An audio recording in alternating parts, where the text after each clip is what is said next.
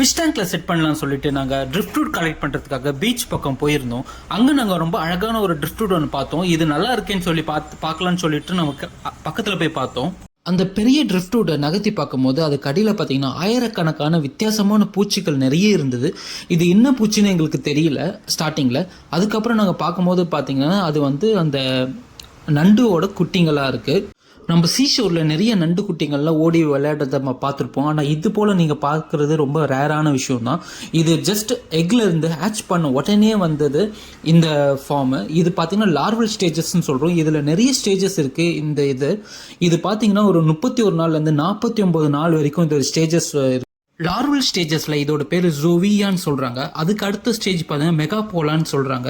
அது இதை விட ஒரு பெரிய ஸ்டேஜஸ் இருக்கும். அதுக்கு அடுத்த ஸ்டேஜஸ் போகும்போது தான் இதுக்கு கிராப்னே பேர் சொல்கிறாங்க. இது போல் நிறைய இன்ட்ரெஸ்டிங்கான ஃபேக்ட்ஸ் தெரிஞ்சுக்க நம்ம சேனலை சப்ஸ்கிரைப் பண்ணுங்கள், ஃபாலோ பண்ணுங்கள்.